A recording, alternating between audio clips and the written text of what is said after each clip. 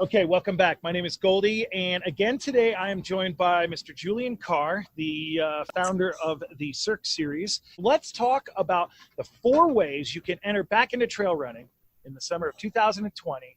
Not only just trail running as an activity, but as a competitive sport and being around other human beings and all the things that goes with being outside. So Julian, how you been since the last time we've talked? It was about 2 months ago now. Been good, man. Just, it's been a lot to sort out how we can still produce a season of races. So we've fortunately been able to crack that code for now, and we'll dive into that. But I've been busy just figuring out how to get our season still produced and feel good that we're doing it responsibly.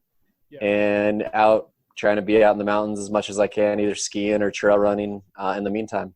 Yeah, no, and you've kept your role. You're doing your thing. It's awesome to see you out there still on your Instagram. It's like, I feel like I'm getting healthier just by watching your Instagram. I know I'm not because I'm in the kitchen just getting a bit heavier, but as it goes, it's pretty rad to see you out there doing your thing. So how are you navigating the curveballs that is throwing an event in the summer of 2020?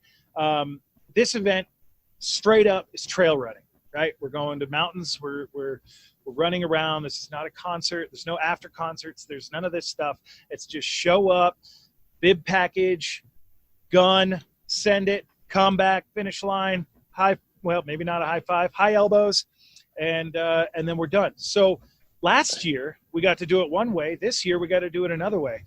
What is the first thing, Julian, that a trail runner needs to know to start running in the summer of 2020? That's what's separating us right now, is that we are moving forward. That's just it. I think, and I get it, to see so many trail run events this summer that have had to outright cancel their races. It's certainly really tough on the industry. It's tough on the event organizers. And it's also really hard on whether you're a recreational athlete that wants to, best your times from the past couple of years in your favorite races, and you kind of build your fitness goals around these like levels that you're going to do each year at these certain events, and they're gone. It's hard on the elite runners that make an income from it and need to be in the elite level. Maybe they're on the, U.S. mountain running team or other various ways of competing. So, but Julian, you know that like your discipline here happens to be like one of the only disciplines in sports. You get to run your full series at this moment. Yeah, it's great. And it's because of the event size, and we're taking the necessary precautions to feel good that we're doing it responsibly, which we can get into. But, we did push back our season 2 months. So our first race is no longer in 2 months on June 27th. Our first race now is August 22nd. Yeah, so we're going to throw 5 races in 7 weeks, starting August 22nd. Right, and they used to be separated by 2 weeks, and now they're all separated summer by it's just like week after week after week. The second way to get back into trail running in 2020, the summer, is what? What do you physically have to do, Julian, to make this happen? We have 500 people that do our races, right? Mm-hmm. So if we can get 500 people together in 3 months, that's, what we feel good about. But then what can we do to mitigate when those 500 people are together? What are they all getting their hands on that maybe we can mitigate so that 500 people can still be together? Like physically, you're speaking physical. Yeah, right? Like what are exactly. they all touching, right? So that we're being respectful of our current stasis where, we understand that COVID is throwing down and, it's not like you're just like, yeah, we're going to go throw a race, to hell with everything. No, you're playing by the rules. You're being conscious. You're being compassionate about what's happening around you and with a group of 500 people. So what are those physical things? Each year, we usually have a pretty killer like bib pickup kind of sponsor sack. And one of the coolest things that we give away to our runners is one of these cool event hats. Oh, you mean like and so this year we're doing event neck gaiters that are essentially masks. Got it. And so those will be cool and branded for each venue. And essentially we're going to require all runners at our races to be in their neck gaiter, except for when they start running after about a quarter mile, everyone can take it off for the entirety of the race and then just put it back on when they finish. So the number 2 thing is you are trading out the hats for the neck gaiters, which can be, we wear them during skiing, we wear them when we go mountain biking, and now we wear them when we go trail running. What is number 3 that a group of 500 people need to understand when coming to your trail races this summer? We're going to have all runners be responsible for bringing their own hydration. And there's an aid station with 500 people touching and taking and sipping on all kinds of water cups. And obviously our volunteers are involved filling those. And it's just a lot of people touching things, right? Yes. So people are going to be responsible for bringing their own water. That's kind of going to be a big change. But when you come and get your bib pickup along with your neck gaiter, you'll also get your like honey stinger fuel, your gnarly hydrate, like electrolyte mix. Okay. So you'll get your aid station fuel when you get your bib. So you'll still be able to have your aid station fuel on you. And when you finish the race, hopefully, you should be planning ahead to have extra water waiting for you that you stashed away down in the trees or something, so that you're not going to rely on our water, because we're not going to have it. We can't have these big community things that everyone's touching. We can bring the community together, everyone's wearing their mask, but we can't have these items that everyone's touching, and we feel great about that. Great. Okay, so number 2 is hat to neck gaiter. Number 3 is bring your own sustainable, reusable water containers to house water for you on race and after race, as the race now no longer can supply community water. It's fair. And as a matter of fact, Julian, without trying to step on one of my own agendas, this is something I've been trying to do with events for ever. Let's get rid of the single use. You know what I mean? This is great. That means cool. Yeah, everyone's starting to adapt a new change that inherently is going to be great for the earth. I love that. I'm a big fan of that. Okay. What is the 4th method a trail runner needs to understand and know about how to be trail running in the summer of 2020?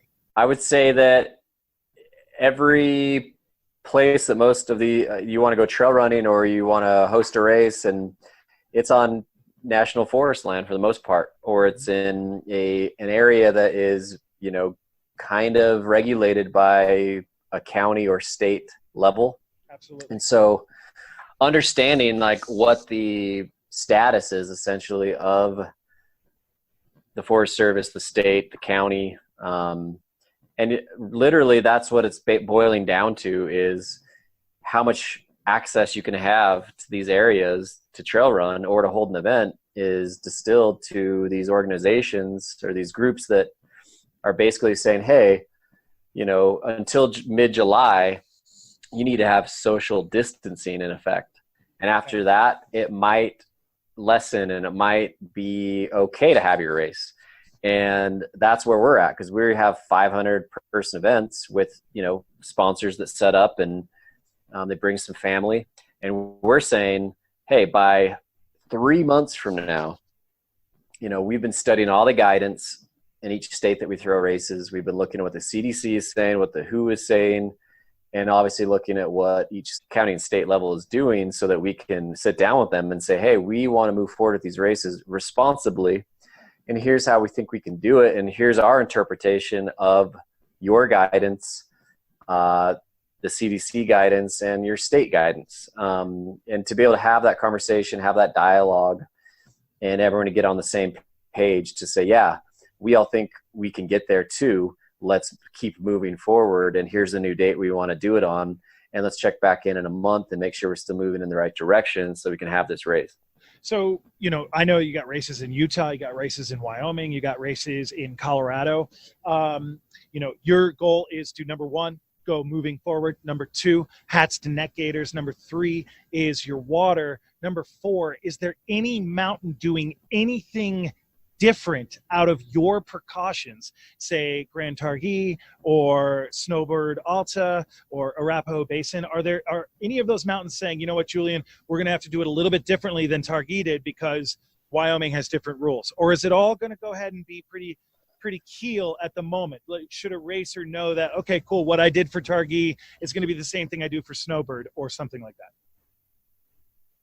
It's going to be pretty even across the board. Because obviously, you know, Grand Targhee and Alta, it's 4 months out. Well, if you look at the current climate of COVID, mid-March is when, you know, shit hit the fan. And here we are 2.5 months later, bars and restaurants are starting to reopen. A-Basin just opened for skiing. There's certain measures they're all adhering to.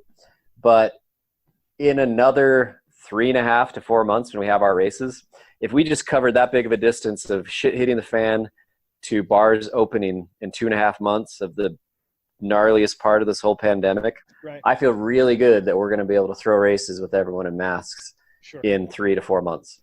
And the optimist view, I'm with you, man. Like, I hope so too. And I hope that we can adopt a way that these lifestyles can come back, because these are the healthy lifestyles, you know? I mean, I don't normally, like, I definitely don't work out as hard as you do. I definitely stay in the kitchen a lot more than probably you do. And I can tell you right now that getting outside is pretty damn necessary, because, dude, I'm like in another shape right now. I have this like fishbowl thing hanging out. I've started to name it. I love it. I love it. And it's important because, I mean, your body needs this. You need that vitamin D, as you like to call it, the sun. And you got to just, you know, being locked in the house is not going to do it.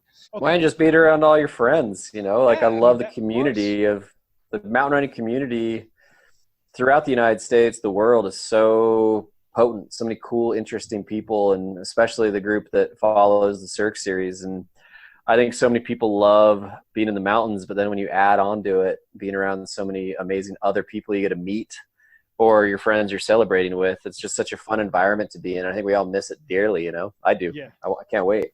Okay, so let's recap.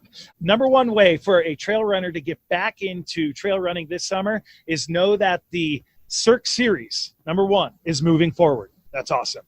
Number two, know that these hats have just turned into neck gaiters. Number three, know that you now need to start bringing your own reusable water bottles, not only for on course, but for pre and after race. Awesome. And number four is you need to have patience. Patience is what number four is all about. Understanding that Julian has talked to government people that wear ties and government people that are wearing all green, carrying a shovel around the mountains all day long. They're all in communication. Each county, each state is making sure that their local community is not only just following guidelines, but is also compassionate to the understanding that we want to get our lifestyles back.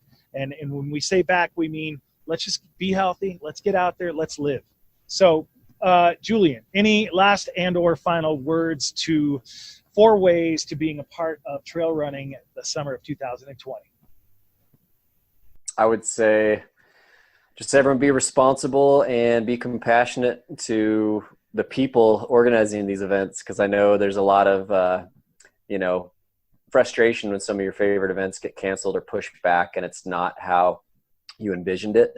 And I think that's it. I had to let go of what my vision and expectations were for this summer, which was the schedule we had and the momentum that we had and this, you know, kind of track that the races were on. And it's like, it's different now. So I think for everyone that's getting into trail running again and their events and whether they're happening or not, just understand this year's different. Whatever script you had in your head of where you were going, it's a little different now. So just get comfortable with that and try not to be too rigid with your expectations. And please, anyone who's watching this, know that when Julian says, don't be scripted, be ready for change, you're hearing this from a professional backcountry skier who practices that thinking every day. So be here now, live your life, and we're doing our best to get it all back together. Julian Carr of Icelandic Skis and Cirque Series, thank you for your 15 minutes of fame today. I'm stoked to get this information out there, and I can't wait to see you on the side of the hill.